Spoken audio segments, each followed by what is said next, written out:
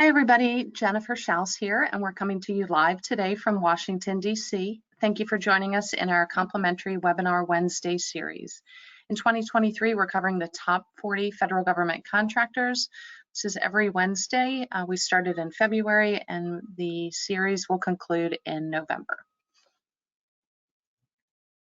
Okay, as I mentioned, today's webinar, as are all of our webinars, are complimentary and recorded.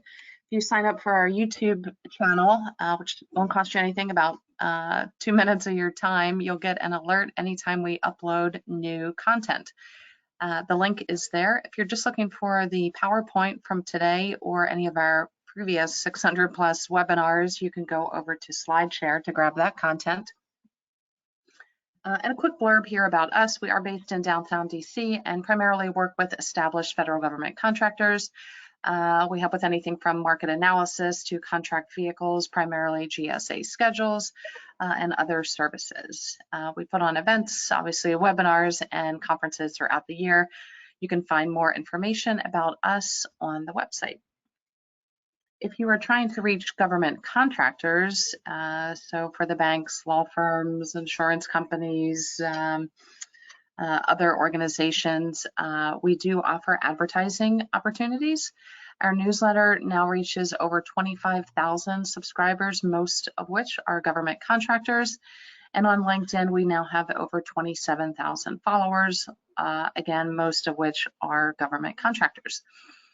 So if you want information about advertising or sponsoring a webinar, just send us an email to the hello@jenniferschaus.com and we'll send you our media kit.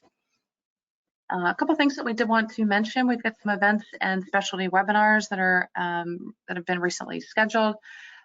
These here are webinars that we're doing with the Virginia PTAC, soon to be transitioning their name over to Apex Accelerators. It's a marketing class that's offered. These are a little bit in advance, February of next year and August of this year. Both are Thursdays, and I think the start time might be 10 a.m. If you click on the link, it'll tell you. I think they are either at 10 or noon, somewhere in that neighborhood. If you're looking for a webinar on GSA schedules, we've got one coming, or two coming up this year, one in September and one in June. Again, these are complimentary and they're being put on with our friends over at the Virginia PTAC, again, soon to be called the Apex Accelerator. We also have a complimentary webinar, which will be an interesting topic here. It's NAICS codes and identifying bids. The NAICS codes are the North American Industry Classification System. And this is based on the fact that roughly 38% of NAICS codes on solicitations that you see on sam.gov are actually incorrect. They're incorrectly assigned. So there is a registration link there. It will soon be on our website under the event section, even though it's a webinar. And you'll get the slides that'll have this, this link in there. Again, it'll be a short webinar with our friends at GovWatch, who will go through kind of why this is happening and what you can do to make sure that you're not missing any opportunities, and also to help you find the opportunities that should be under your NAICS code or under your specialty. Again, that's Friday, June 9th. It starts at noon Eastern. It'll be complimentary and recorded.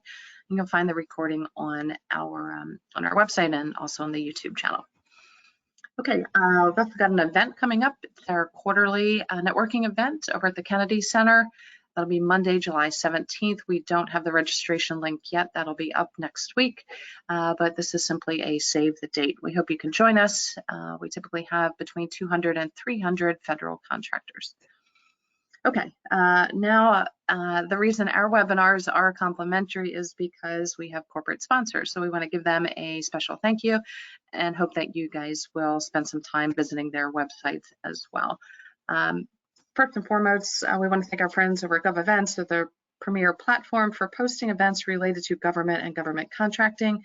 You can find all of our webinars and our events on govevents.com, as well as recordings from our past 500 webinars. We also want to thank Tom Johnson and his team at Set Aside Alert.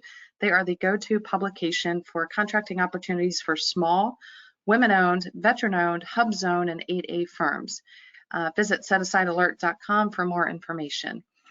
The Fairfax Economic Development Authority has an online calendar of events and webinars, and we want to thank them for posting our events and webinars on their calendar. Okay, let me move on here.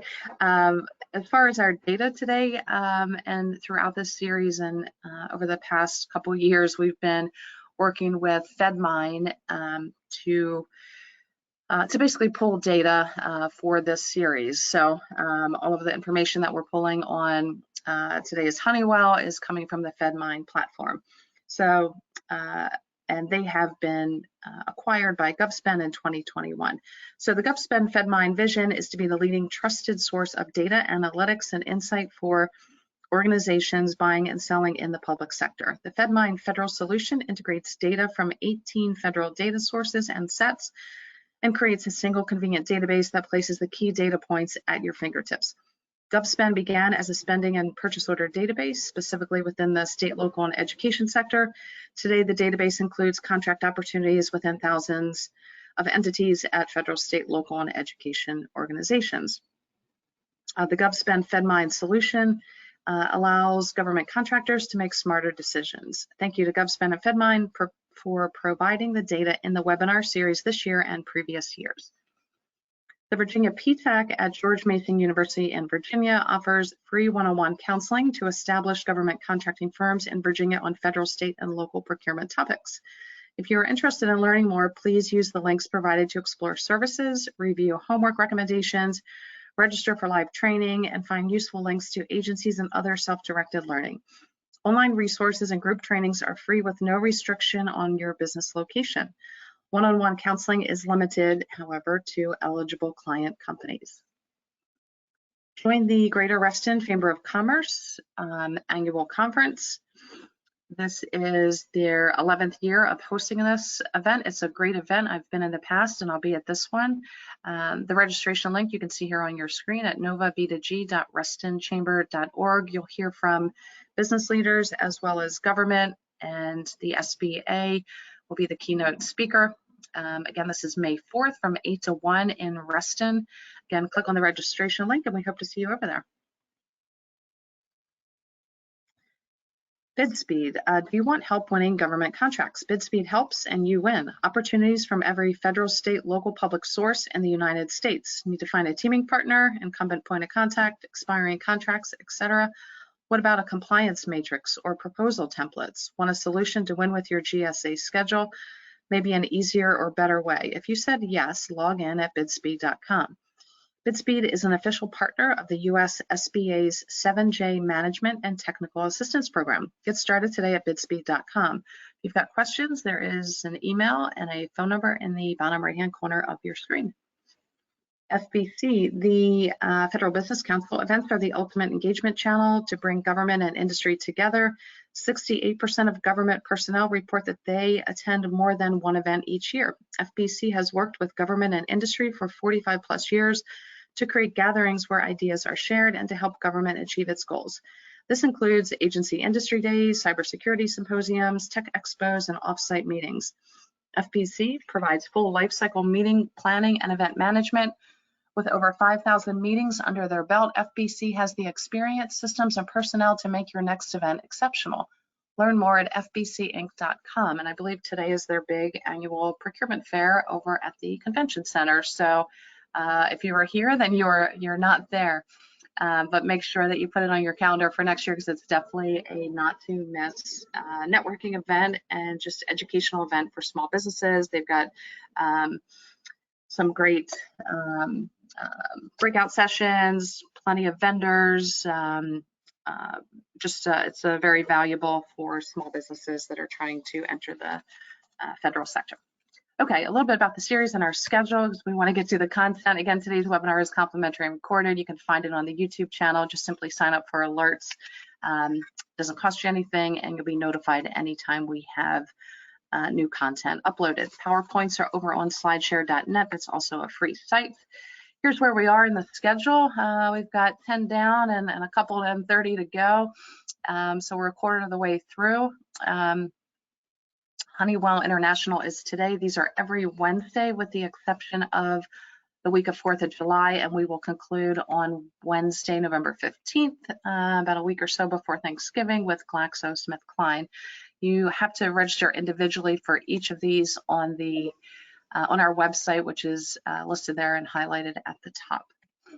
Okay, subcontracting overview. The reason we put this in is because we figured that people who are attending these sessions are probably interested in being subcontractors to these large primes and want to understand everything that they can about that business, which is smart.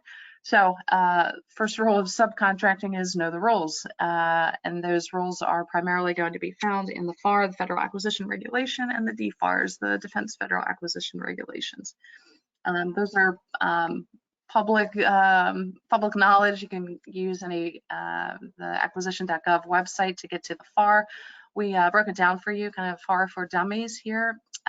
So working with basically all of government and knowing what will apply to you as a subcontractor, just click on that YouTube link and you'll hear from one of our speakers who covered the FAR Part 44 back in 2020. 2021, we did the DFARS, and so these are going to be the rules that you'll have to follow as a subcontractor for any Defense Department engagements.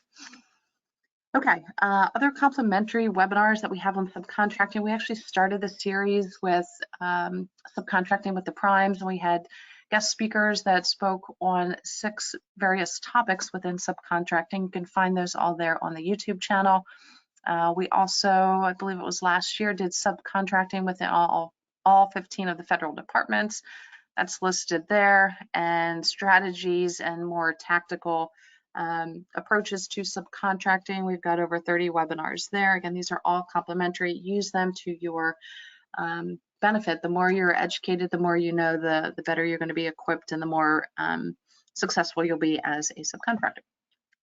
Some best practices that I'll just run through real quick that should be fairly common knowledge and can be found on a plethora of sites and webinars and white papers out there.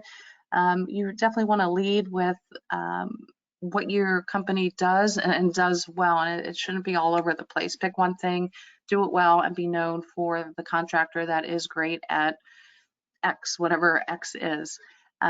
You also then want to find opportunities where you are bringing something to the table. Do you know the person at the agency where you perhaps had a contract before, and therefore you've got a relationship and a good reputation? Is there some sort of skill set or technical capability that you have that is very rare and hard to find that no other company has? Do you have the lowest price? What is it that you are bringing to the table?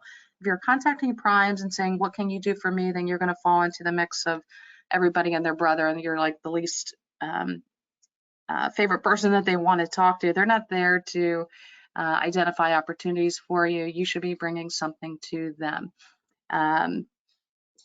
You also want to make sure that you've done your research on them, and there are, so many ways to do that through the public government websites, meaning SAM, USA Spending, Federal Procurement Data System, as well as any of the paid data aggregators, including many of our sponsors here today.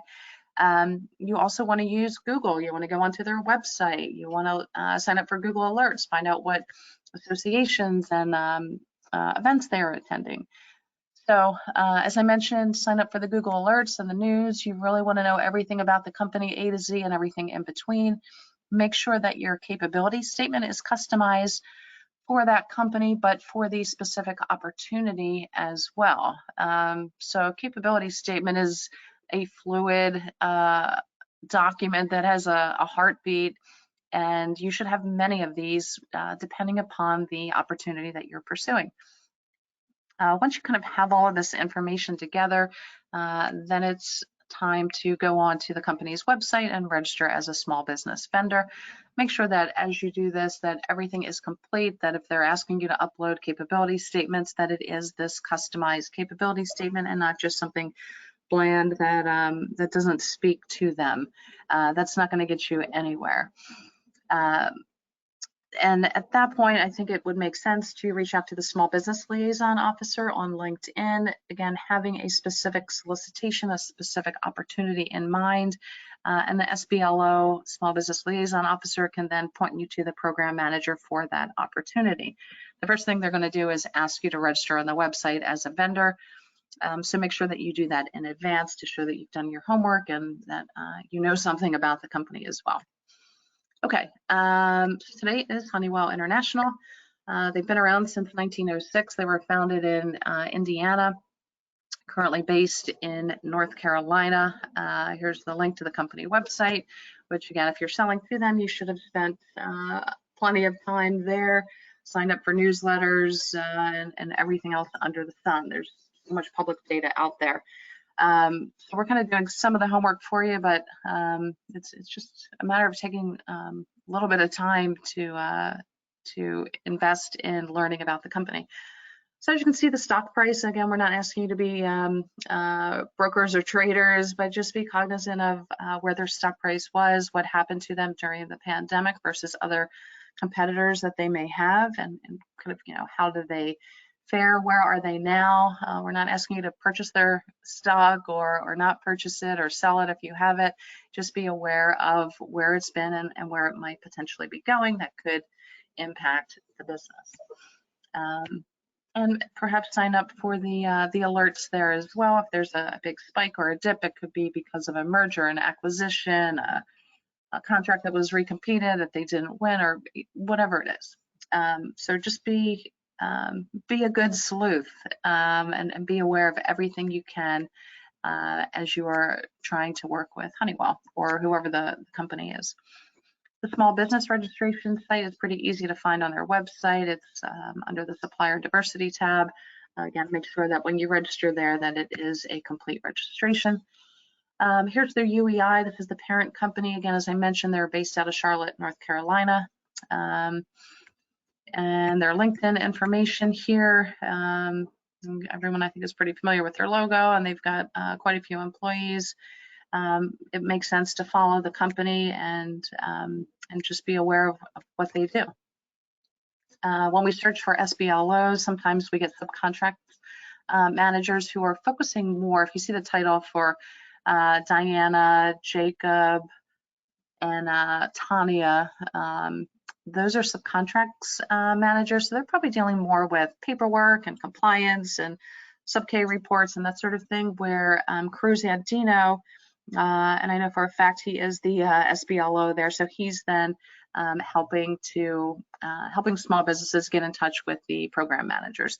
Not saying that Diana, Jacob, and Tanya are not helpful to you, but if you do have an opportunity and you're trying to reach a program manager, you've registered on the website and you can speak intelligently about the company and about the solicitation or the opportunity that you want to pursue, then Cruz is probably your first go-to. Okay, we will first look at the civilian contracts and then we'll dig into defense. What we see here with Honeywell, that most of their work is coming out of Department of Energy, Transportation, and Commerce. DHS in fiscal year, and these years are fiscal year 18 and 19, DHS look like they awarded some decent sized contracts. It might be interesting to see what happened there, but the dollars seem to dwindle, especially when you look at last fiscal year for DHS. They went from roughly 31 million in 2018 down to 10 in 19, 9 in 2020, holding at 9 in 2021, and then last fiscal year 1.3. So something big obviously dissipated there. Is there hopes for a revival? I think it would be interesting to see kind of what that contract was and doing some homework there. HHS in 2020 had awarded a significant amount of dollars to Honeywell. Perhaps that was due to the pandemic. They do play a little bit in that healthcare space. So again, I think it would be interesting to look at that. But then you look at the dip in 2021 and 2022. Keep in mind the numbers that you see in fiscal year 2023 are simply year to date. We're halfway through the fiscal year, so if you make some projections here to double those numbers, then energy could be looking at a nice growth from 2022, but it would also behoove you to investigate a little bit further, because maybe 75% of the contracts are awarded in the first 6 months, and then the last 6 months maybe it teeters off a little. Again, this is just a hypothetical. I don't know for certain. We're just giving you kind of high level information that you can then take and run with to do some more due diligence. If you look at their numbers across the board for the totals, what we see here is, fairly consistent, but consistent growth through 2022. 2023, I'm just looking at the very bottom line with the bold numbers, the totals. If you look at 2023, again, this is just the first 6 months, so October, November, December, January, February, March of 2023. At 1.3, this could potentially end up at, again, if we're just making some projections here, that final number for 2023 can potentially end up at 2.6, which is a nice jump from 2022 numbers. Not saying that that's going to happen. That's why I'm encouraging some additional due diligence here. Okay, so overall, it is not really spread out. Energy is the bulk of the business. Transportation and commerce are coming in at kind of second and third, with HUD, Interior, VA, DHS kind of lined up there, kind of in fourth, fifth, sixth place. Okay, now when we go over to defense, what we see here is more concentrated dollars. If we look at fiscal year 18, it's Army, DLA, Navy, and Air Force. Fiscal year 19, Army and DLA switch places, Navy and Air Force hold. Fiscal year 20, DLA stays at first place. The Air Force jumps out of fourth into second. Navy holds at third, and Army bumps down to fourth place. 2021, Army, Navy, Air Force, DLA then goes from first to fourth place, but they're all, we'll say, within a few percentage points of each other. So it's pretty evenly split. The least amount of dollars is going through DLA at 204. Army kind of takes the cake here at 337. But there's not a huge gap in between with the 216 and the 280. When we look at 2022, Army more or less takes the lion's share at almost 500, with Air Force, Navy, and DLA pretty close to each other. Keep in mind that the defense reporting is, I think it lags, I want to say 3 months behind civilian, so we're really only looking at October, November, December here when we look at the column for fiscal year 2023. So anything could really kind of happen here. So when you see the 289 and the totals for fiscal year 2023 versus what you see for the other fiscal years, it looks pretty small. Keep in mind, again, that's only the first 3 months. And these dollars seem pretty consistent across going back to 2018. A little bit of a dip in 2020 and 2021, but it looks like it picks back up a little bit. There's obviously an increase from fiscal year 2021 in the totals over to fiscal year 2022. And we'll see what happens in 23. So no major spikes here. The only real spike of note, I would say, is simply back on that civilian slide of HHS in 2022, and assuming that's related to COVID.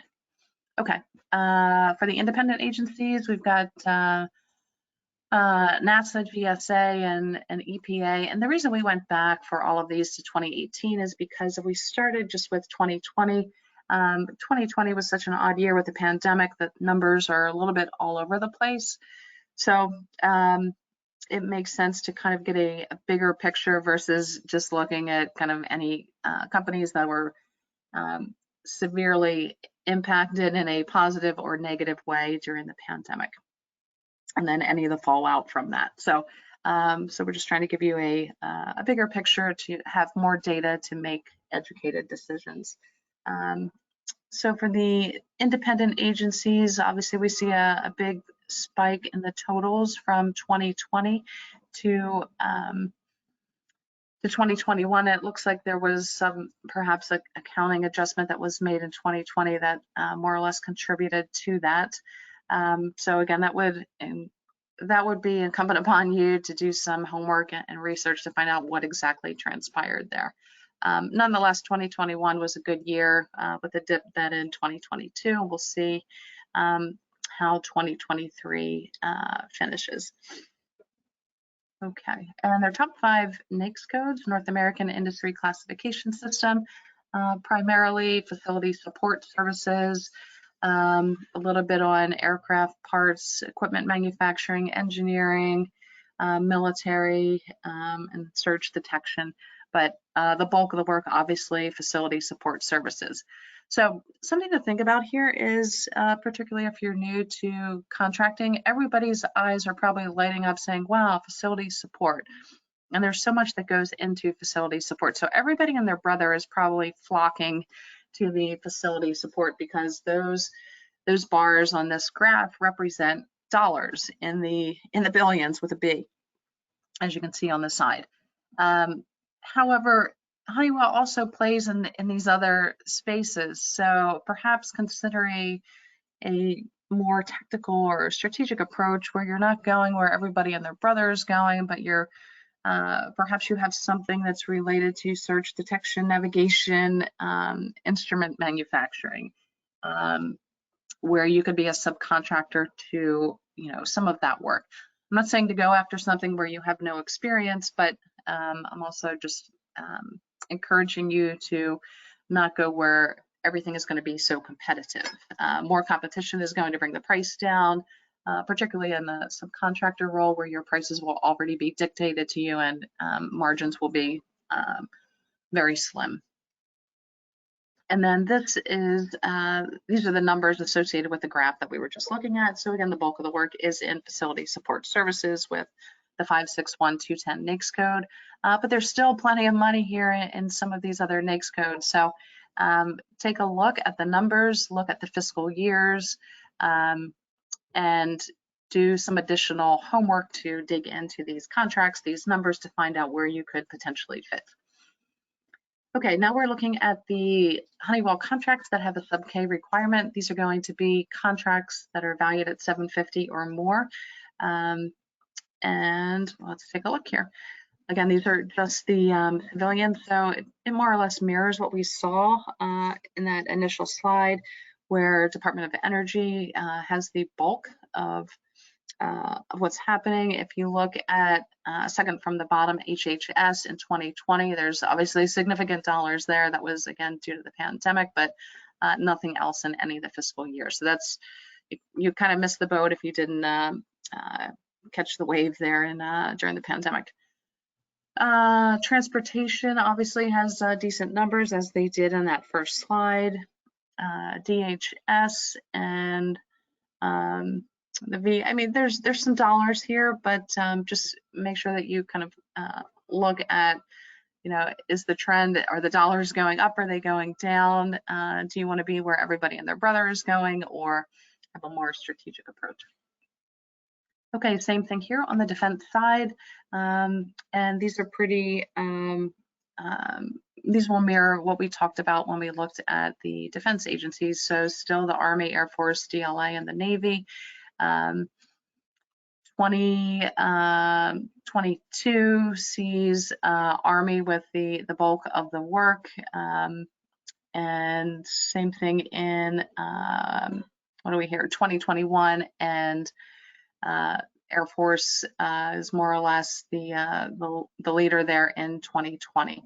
I just like to look at 2020 simply because of the pandemic. If you look at the numbers for the totals, the sector totals, we see 2022 with some a decent rise from 2021. So in the event that you perhaps are familiar and have some past performance with defense contracts, and there's something that is coming out solicitation, or perhaps there's an RFI or sources sought, where you can partner with Honeywell in the defense sector, then it's probably good news, because it looks like that business is growing for them. A little bit of a dip in 2020 and 2021, but in 2019 and 2022, the numbers look good. Again, keep in mind, 2023, those numbers only represent the first 3 months of the fiscal year. So October, November, December of 2022 is what you see in the column for 2023. So while the 226 looks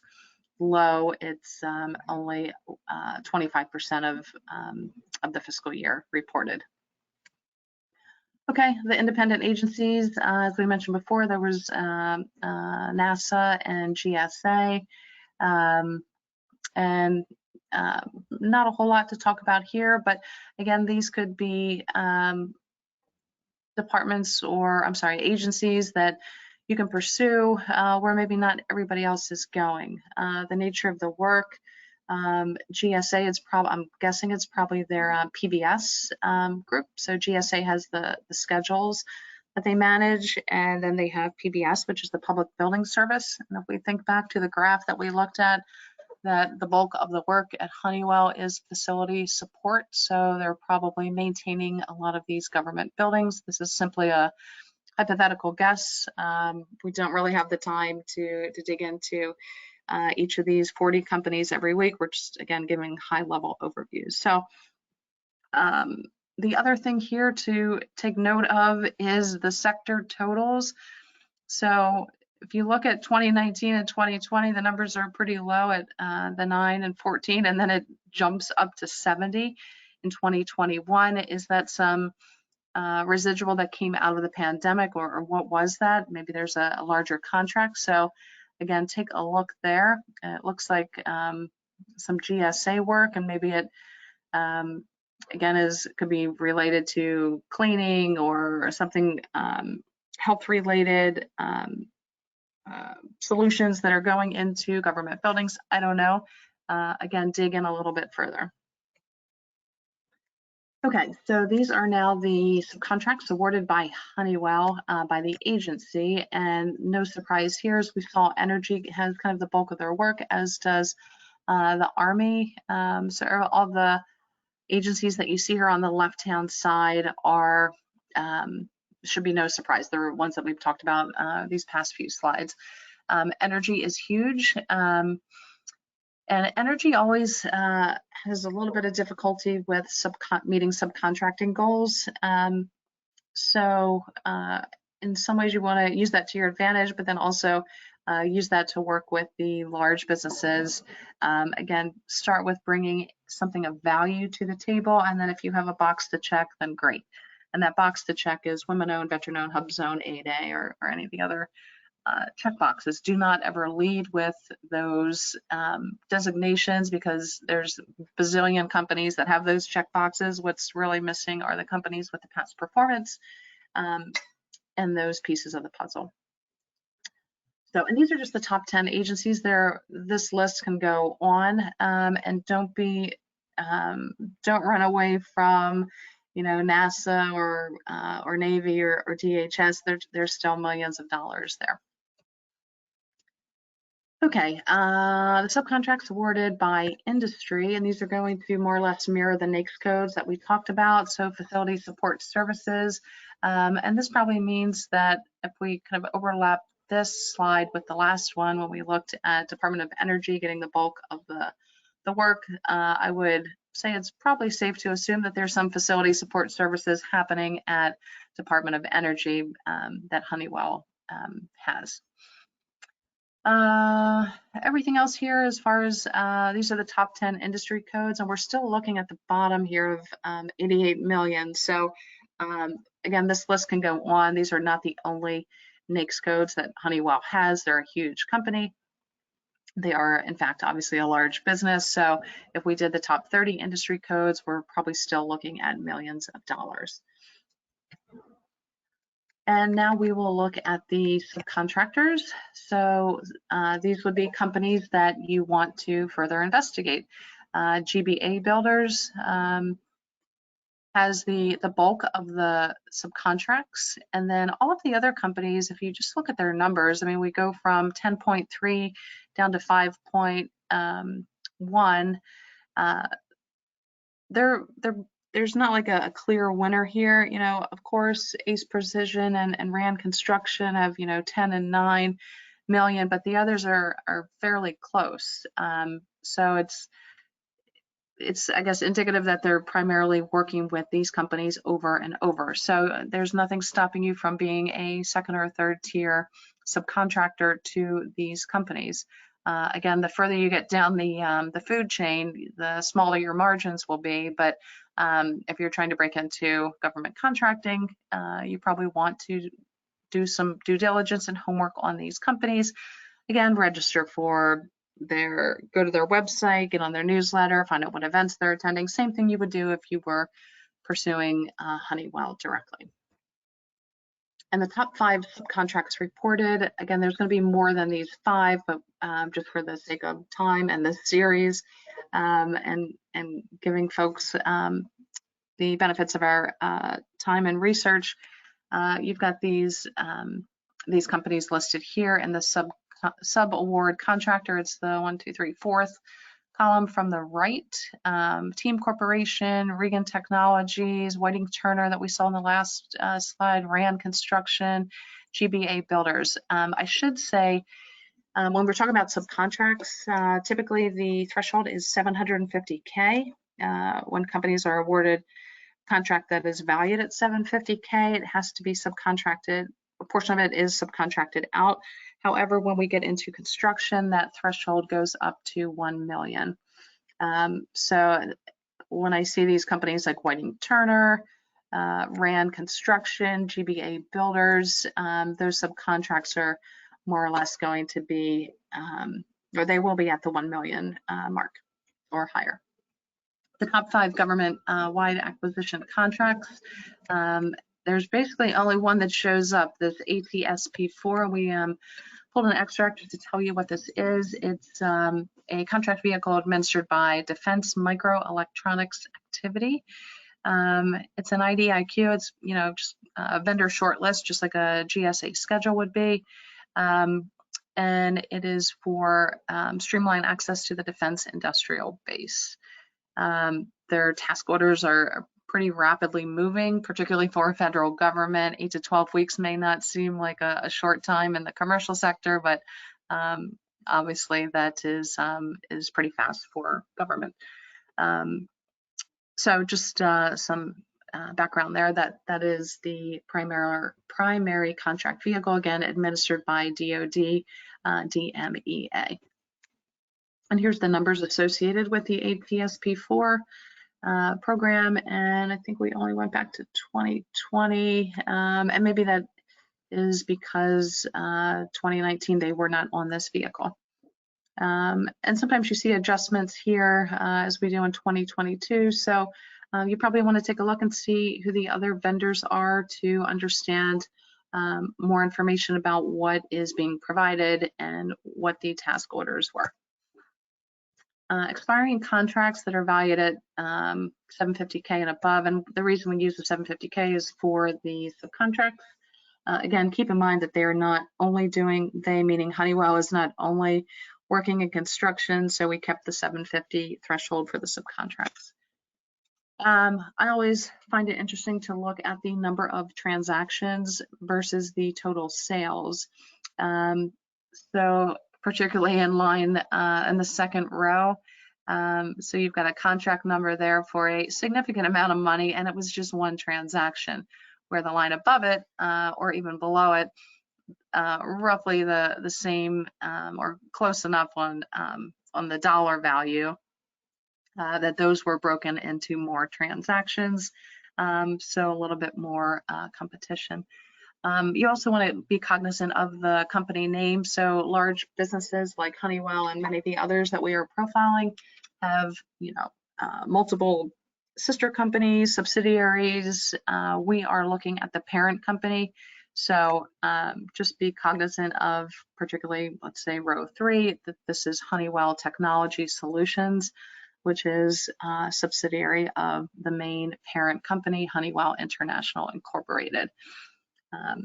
So when you copy paste the contract number and go to SAM to do a little bit more digging, and you line it up to your NAICS code or your PSC code, you'll get more details.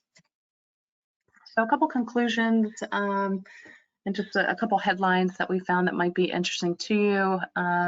When you look at the civilian and the defense contracts, it's not like they are blowing it out of the park and defense and doing nothing with civilian. It's pretty evenly split. And perhaps a little bit more on the civilian side, but we'll see what happens on defense in fiscal year 2023, which we'll have to wait some time to actually get those actuals. And the work is concentrated. So their civilian work, as we saw on many of the slides, including just the primary work, their NAICS codes, most of the work is happening at DOE. On the defense side, Army and DLA, Defense Logistics Agency, appear to be the largest winners, but I wouldn't discredit the Air Force or the Navy. Again, these are billions of dollars, so there's plenty there. And on the subcontracting side, the company, the GBA, I think they were the construction building company, seems to get the bulk of the work, so I'm sure that they have subcontractors under them. As I mentioned, the next few companies under GBA seem to be fairly close in the subcontracting awards that they received. We talked about their main GWAC, which seems to be fairly concentrated and focused. That's the GWAC that is maintained by Department of Defense. Your screenshot there on the bottom, just from their website from Honeywell, just gives you the various sectors that they work in, ranging from industrial software to aerospace and travel, and I'm not going to read it for you, but all the way over to logistics.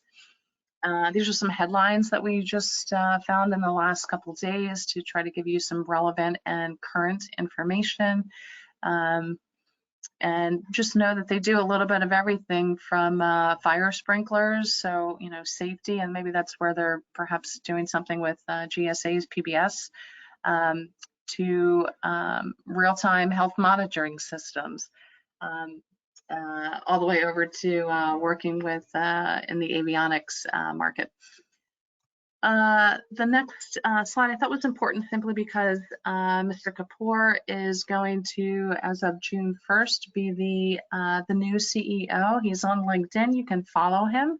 And again, if you're going to be working with them, these are pieces of information that you should be following the Honeywell company. You should follow the CEO. You should be cognizant of their stock price and history, and know a little bit of these of this type of information so that you can have intelligent conversations with whoever it is you're speaking to on the other line. You really want to know these companies and what's happening inside and out.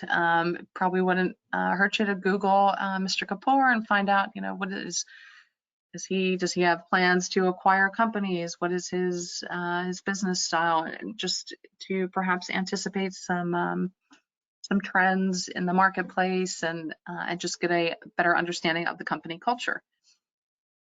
And that's really all that we have for you for Honeywell. We hope you enjoyed the presentation. The slides and the link to the YouTube recording will be sent probably later today, if not by tomorrow at this time. And again, we thank you for joining us, and we hope to see you next week. Thank you.